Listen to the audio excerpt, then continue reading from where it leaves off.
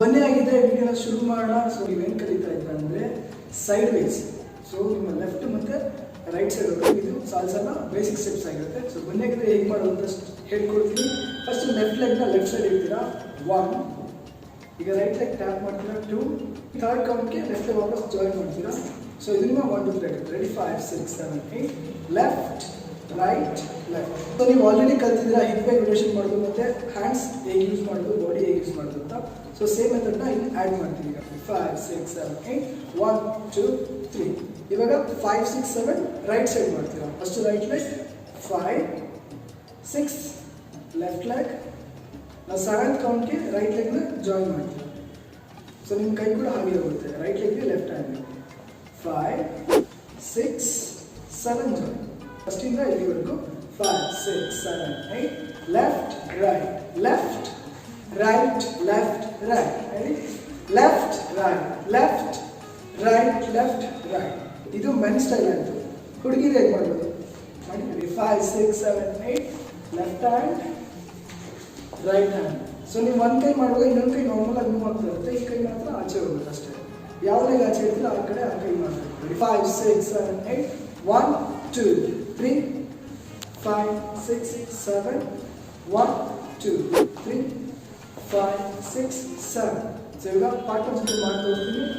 Open ಹೋಲ್ಡಲ್ಲಿ 5 6 7 8 1 2 3 5 6 7 1 2 3 5 6 7.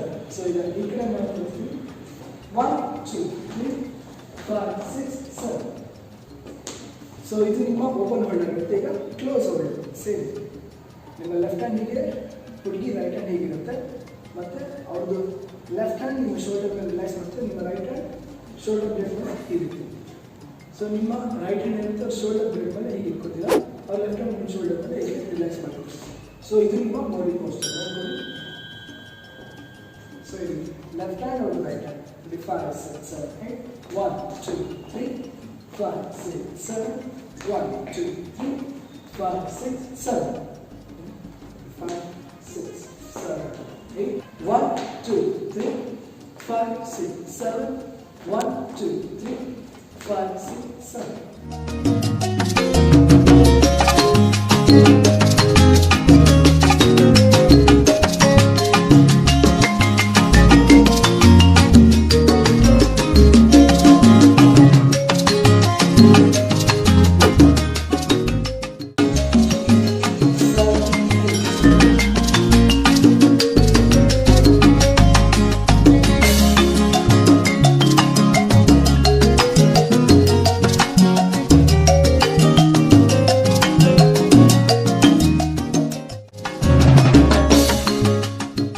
So ನೋಡಿದ್ರಲ್ಲ friends, ಈ ಸ್ಟೆಪ್ಸ್ನ ನೀವು ಚೆನ್ನಾಗಿ ಕಲ್ತ್ಕೊಂಡು ಪ್ರಾಕ್ಟೀಸ್ ಮಾಡಿ.